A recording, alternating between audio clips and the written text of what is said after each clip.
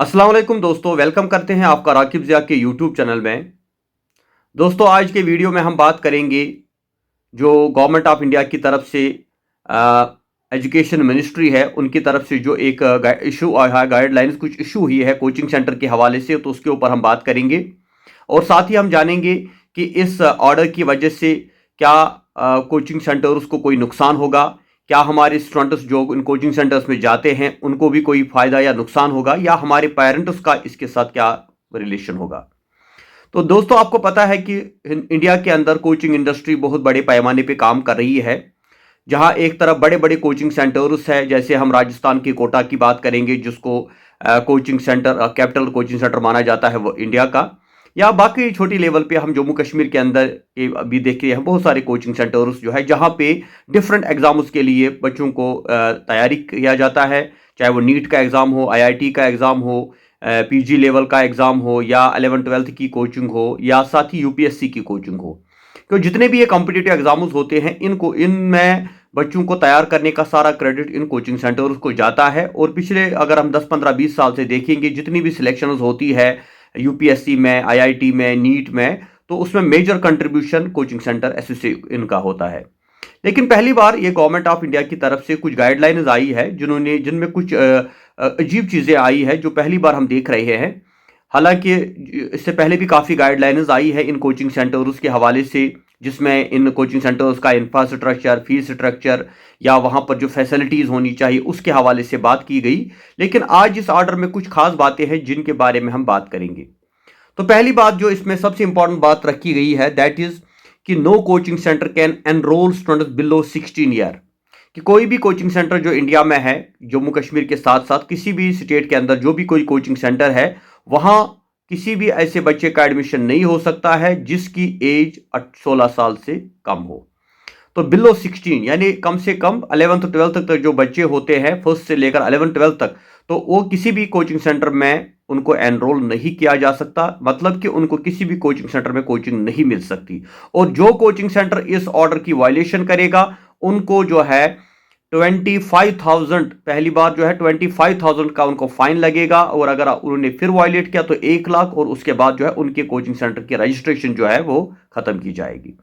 बाकी इसमें जो बातें बोली गई है वो तो पहले भी थी कि कोचिंग सेंटर को रजिस्ट्रेशन होनी चाहिए, उनके यहाँ सीसीटीवी कैमराज होने चाहिए, या वहाँ पर जो है टॉयलेट फैसिलिटी होनी चाहिए, हीटिंग अरेंजमेंट होना चाहिए, एसी होना चाहिए। ये सारी चीज़ें तो हम पहले भी सुनते आए हैं। लेकिन दूसरी इंपॉर्टेंट बात जो इस यहाँ पर बोली गई है कि कोचिंग सेंटर जो एडवर्टाइजमेंट देते हैं, जहाँ पर वो बच्चों से वादे करते हैं कि आपको हम अच्छे नंबरात देंगे, उनको बड़े बड़े ख्वाब दिखाते हैं, तो ये एडवर्टाइजमेंट भी जो है ये भी वायलेशन में आता है। वो ऐसी किस्म का कोई वादा उनके साथ ना करें, सिर्फ उनको प्रोवाइड एजुकेशन करें, उनको ट्रेनिंग दें, उनको कोचिंग करें, बस कोई और वादा उनके साथ ना करें। क्योंकि क्या होता है कि बहुत सारे ऐसे बड़े बड़े कोचिंग सेंटर्स हैं जो बड़े बड़े एडवर्टाइज निकालते हैं नेशनल पेपर्स में, मीडिया के ऊपर, जहां पर वो हाईलाइट करते हैं कि हमारे कोचिंग सेंटर से जिन बच्चों ने पढ़ा है तो वो उनका आईपीएस हो गया, वो यूपीएससी में सिलेक्ट हो गया, किसी और जो है कॉम्पिटिटिव एग्जाम को उन्होंने क्वालिफाई किया, जिस वजह से काफ़ी पेरेंट्स और काफ़ी स्टूडेंट्स जो है उनके झांसे में फंस जाते हैं और वो उस कोचिंग सेंटर में एडमिशन लेते हैं। लेकिन जबकि हम देखते हैं कि अगर परसेंटेज देखी जाए किसी कोचिंग सेंटर में, अगर 10,000 स्टूडेंट्स होते हैं तो उसमें से 1% बिलो भी जो है बच्चे सिलेक्ट नहीं हो पाते। लेकिन ये दिखाया नहीं जाता, वहां पे कुछ और ही दिखाया। तो इसके बारे में भी बात की गई है इस ऑर्डर के अंदर कि ये ऐसा नहीं होना चाहिए, क्योंकि सुसाइडल रेट जो बढ़ गया है, काफी बच्चों ने खुदकुशी कर ली है जब प्रेशर पड़ गया, दबाव पड़ गया उनके ऊपर, तो उस वजह से उनको जान से भी हाथ धोना पड़ा। तो पहली बार जो है मिनिस्ट्री ऑफ एजुकेशन जो है उन्होंने ये ऑर्डर निकाला है और सारे कोचिंग सेंटर्स को अलर्ट किया है, वार्न किया है कि वो इनकी वायलेशन ना करें। तो ये तो दो इंपॉर्टेंट बातें इसमें हो गई। तो अब इसके हवाले से हम as a parent, as a teacher और एज अ स्टूडेंट अगर देखा जाए तो क्या इसके कुछ फ़ायदे भी है, या सिर्फ एक फरमान है गवर्नमेंट की तरफ से जो मानना हमारे लिए ज़रूरी है। हालांकि हमने काफ़ी पेरेंट्स से बात की, काफ़ी टीचर्स से बात की और स्टूडेंट से भी बात की, तो उन्होंने कहा कि कोचिंग सेंटर में जो है ये रेस्ट्रिक्शन लगाना गवर्नमेंट की तरफ से कोई अच्छी बात नहीं है। क्योंकि ये एक पेरेंट का हक है, ये एक पेरेंट का राइट है कि वो अपने बच्चे को किसी कोचिंग सेंटर में उसको तालीम दिलवाए, क्योंकि ये उसकी फ्रीडम है। आप उसकी फ्रीडम उससे नहीं छीन सकते। आप उसको ये नहीं कह सकते कि आपका बच्चा अभी बिलो 16 है, इसका एडमिशन आप किसी कोचिंग सेंटर में मत करो। क्योंकि ये पढ़ाई है और हर एक पेरेंट का कंसर्न होता है कि वो चाहता है कि उसका बच्चे को अच्छी से अच्छी एजुकेशन मिले और वो किसी कॉम्पिटिटिव एग्जाम के लिए पहले से ही तैयारी करे। और ये कहना कि नहीं आप सिर्फ स्कूल जाइए और वो स्कूल जहां पर जो अगर कोई प्राइवेट स्कूल है या कोई गवर्नमेंट स्कूल है वहां जो पढ़ाया जाता है आपको वही पढ़ना है, आप कोई और कोचिंग नहीं ले सकती, इससे काफ़ी प्रॉब्लम्स होती है। क्योंकि हम देखते हैं हमारी सोसाइटी में डिफरेंट टाइप के लोग होते हैं। जो हमारा रिच क्लास है वो तो होम ट्यूशन लेगा, टीचर को घर ही बुला के अपने बच्चों को पढ़ा सकते हैं। लेकिन वो पेरेंट्स कहाँ जाएंगे जिनकी इनकम कम है, जो अपने बच्चों को होम ट्यूशन नहीं दे सकते, तो वो अपने बच्चों का एडमिशन कहाँ पे करेंगे? तो उनके साथ ये नाइंसाफ़ी होगी। इसलिए आप किसी भी पेरेंट को या किसी भी स्टूडेंट को फोर्स नहीं कर सकते कि वो एडमिशन नहीं लेगा। हाँ, कोचिंग सेंटर के लिए आप गाइडलाइंस निकालिए, फीस स्ट्रक्चर क्या होना चाहिए, वहां पर कौन सी फैसिलिटी होनी चाहिए, उनको रजिस्ट्रेशन रखनी है, ये तो अच्छी बातें हैं। वहां पे क्वालिफाइड टीचर्स होने चाहिए, या वो ऐसे एडवर्टाइजमेंट ना निकाले जिससे वो लोगों को जो है एक किस्म का धोखा दे रहे हैं, ये तो ठीक है। लेकिन एक बात ये कि बिलो 16 यानी 10th 11th तक जो है बच्चा कोचिंग नहीं ले सकता। मुझे लगता है एज ए पेरेंट या एज ए टीचर मैं कहूँगा ये गवर्नमेंट का जो ऑर्डर है, हमें हम गवर्नमेंट से रिक्वेस्ट करते हैं कि इस ऑर्डर को वापस लिया जाए, क्योंकि इसके काफ़ी नेगेटिव इम्पैक्ट्स पड़ेंगे। हम देखते हैं कि हमारे बहुत सारे ऐसे स्कूल्स हैं जहां पर अच्छी पढ़ाई नहीं होती। हालांकि अगर देखा जाए हर कोई पेरेंट चाहता है कि उसके बच्चे को अच्छी एजुकेशन मिल सके, लेकिन स्कूल बहुत सारे ऐसे हैं जहां पे बच्चों को अच्छी तालीम नहीं मिल पाती और किसी वजह से वहां पे सिलेबस भी कंप्लीट नहीं हो पाता। और या कभी ऐसा भी हो सकता है कि कुछ बच्चे जो है उनकी हेल्थ कंडीशन ठीक ना हो और कोई टॉपिक उनका रह जाए, तो वो ऐसे टॉपिक्स कहाँ पे कवर करते हैं? कोचिंग सेंटर एक सपोर्टिंग सिस्टम होता है जहां पर वो इन चीज़ों को जो है सॉल्व कर सकते हैं। तो इस हालांकि इस ऑर्डर को देखा जाए तो हमारे पास दो किस्म की ओपिनियंस आती है। जैसे हमने बहुत सारे पेरेंट्स से बात की, एक हमारा जो तबका है वो कहता है कि भाई कोचिंग बंद होनी चाहिए। अगर हम अपने बच्चों का एडमिशन अच्छे स्कूलों में करते हैं, प्राइवेट स्कूलों में करते हैं और हम मंथली फी वहां पे करते हैं, तो फिर हमारे बच्चों को कोचिंग की जरूरत क्या है? खासतौर से अगर हम 9th 10th 11th 12th की बात करें, जब वहां पे हम उनको ऑलरेडी फी पे करते हैं और अच्छे टीचर्स वहां पे है, कॉलेज स्कूल भी एक अच्छा वेल नोन स्कूल है, तो वहां पे फिर हमारे बच्चों को कोचिंग की क्या जरूरत है? तो इसलिए ये अच्छा डिसीजन है।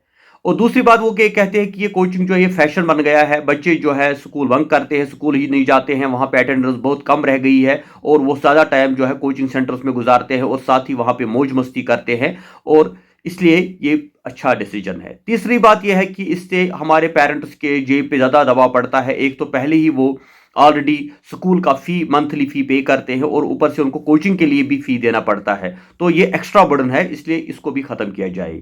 या कुछ हमारे एक्सपर्ट्स का ये ओपिनियन है कि एक स्टूडेंट के ऊपर जहनी दबाव पड़ता है जब वो सुबह 8 से 3 बजे तक या 10 से 3-4 बजे तक स्कूल में होता है, तो फिर उसके बाद जो टाइम उसको मिलता है उसमें वो अपने स्किल्स को डेवलप करेगा। थोड़ा टाइम उसको मिलेगा फैमिली के साथ स्पेंड करने का, खेलने कूदने का, या अपनी जो बाकी स्किल्स है उनको डेवलप करने का। लेकिन जब स्कूल से छुट्टी हो के बाद वो कोचिंग सेंटर जाता है तो फिर पढ़ाई होती है, तो उसका सारा टाइम पढ़ाई में जाता है, तो इतना उसके ऊपर बर्डन पड़ जाता है। तो इसलिए हमें उसके ऊपर इतना बर्डन नहीं डालना चाहिए। स्कूल का टाइम जो है 10 से 4 तक है, इसके बाद जो उसके बाद टाइम बचता है वो बाकी कामों में जो है सर्व कर सकता है। या कुछ लोगों का ये भी ओपिनियन है इसमें कि ये कोचिंग जो सेंटर जो है ये बहुत सारे बच्चों को, हमारे जो यूथ है, अनएम्प्लॉयड यूथ है, उनको जो है जॉब्स प्रोवाइड करते हैं। बहुत सारे अच्छे बच्चे होते हैं जो अपनी पढ़ाई जारी रखना चाहते हैं लेकिन उनके पास पैसा नहीं होता, तो दूसरे को पढ़ा के, किसी कोचिंग सेंटर में पढ़ा के वो अपनी फी भी दे सकते हैं और साथ ही खुद अपनी भी प्रिपरेशन कर सकते हैं। तो ये हमारी इनकम का भी एक सोर्स है। हालांकि गवर्नमेंट के लिए भी ये जीएसटी वगैरह उनको भी एक सोर्स ऑफ इनकम मिल जाता है, और हमारे जो अनएम्प्लॉयड यूथ है वो भी कहीं पे कोचिंग सेंटर एस्टेब्लिश करके जो है अपना रोजी रोटी कमाते हैं। जो हमारा है जो इस ऑर्डर को जो है सही नहीं मानता, उनका कहना है कि गवर्नमेंट को यह ऑर्डर वापस लेना चाहिए, क्योंकि उनका कहना यह है कि कोचिंग सेंटर एक सपोर्टिंग सिस्टम है। स्कूल में एक बच्चा तो पढ़ता है, चाहे वो गवर्नमेंट स्कूल में पढ़े या किसी प्राइवेट स्कूल में, लेकिन उसको एक सपोर्ट मिलता है। जो कंसेप्ट उसको स्कूल में क्लियर नहीं होते या जो कंफ्यूजन वहां पे रह जाते हैं वो कोचिंग सेंटर सॉल्व करता है, तो इसलिए इसको एक सपोर्टिंग सिस्टम मिलता है। तो इसमें क्या हर्ज है कि अगर हमारा बच्चा स्कूल भी जाता है और अगर हमारा बच्चा कोचिंग सेंटर भी जाता है तो उससे तो नॉलेज गेन ही होगा, नुकसान कहां से होगा? दूसरा उनका ओपिनियन ये है कि जो कोचिंग सेंटर्स है ये बहुत सारे अनएम्प्लॉयड यूथ को जो है जॉब्स प्रोवाइड करता है, क्योंकि काफ़ी लाखों ऐसे हमारे अनएम्प्लॉयड यूथ है, पढ़े लिखे नौजवान है जिनको जॉब नहीं मिलता और वो कोचिंग सेंटर चला के अपना रोजी रोटी कमा लेते हैं। या ऐसे भी बहुत सारे बच्चे हैं जो अपना फी नहीं दे पाते, तो फिर वो किसी बच्चे को पढ़ाते हैं किसी कोचिंग सेंटर में, तो फिर वहां से उनका अपना खर्चा भी चल जाता है। तो ये एक सोर्स ऑफ इनकम भी है। इसलिए अगर हम कोचिंग सेंटर उसको बंद करेंगे या उनके ऊपर ये पाबंदी करेंगे कि भाई 16 बिलो वो अपने बच्चों इन बच्चों का एडमिशन नहीं ले सकते, तो उससे हमारी एक इंडस्ट्री जो है जो एम्प्लॉयमेंट जनरेट करता है, तो वो जो है डिफंग हो जाएगा। तो उनका ओपिनियन ये है। या एक कुछ हमारे पेरेंट्स का ये भी ओपिनियन है कि उनको ये लिबर्टी क्यों छीनी जाती है कि वो अपने बच्चों का एडमिशन किसी कोचिंग सेंटर में नहीं कर सकते, क्योंकि बहुत सारे पेरेंट्स इलिटरेट होते हैं जो अपने बच्चों को गाइड नहीं कर पाते।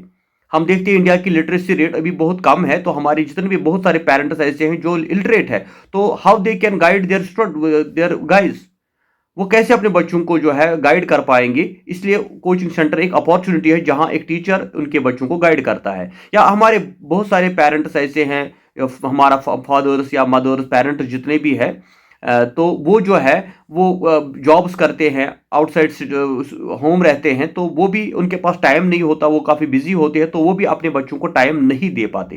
यानी पढ़े लिखे होने के बाद भी आप अपने बच्चे को खुद गाइड नहीं करते, तो इसलिए आप किसी और टीचर का सहारा लेते हैं।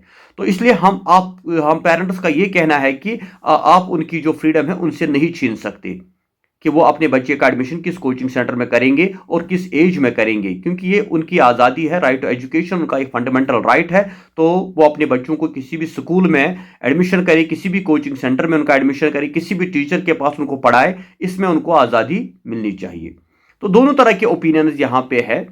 और अगर हम देखें जो एज ए टीचर हम देखें, तो मुझे लगता है कि कोचिंग सेंटर पे कोई बैन नहीं लगना चाहिए, क्योंकि काफ़ी ऐसे स्टूडेंट्स होते हैं जो स्कूल के अंदर, किसी भी स्कूल के अंदर जो है, हम क्योंकि मैं खुद इस पेशे से वाबस्ता हूं, मैं देखता हूं जब हम क्लास में पढ़ाते हैं बच्चों को, तो कुछ ऐसे बच्चे होते हैं जिनके कंसेप्ट्स वहीं पे क्लियर हो जाते हैं और कुछ ऐसे भी बच्चे होते हैं जो समझ नहीं पाते, और टीचर के पास इतना टाइम नहीं होता कि वो इंडिविजुअली हर एक स्टूडेंट को जो है उनको गाइड कर पाए, क्योंकि एक शेड्यूल होता है, एक टाइम टेबल होता है जिसके अंडर आपको काम करना पड़ता है।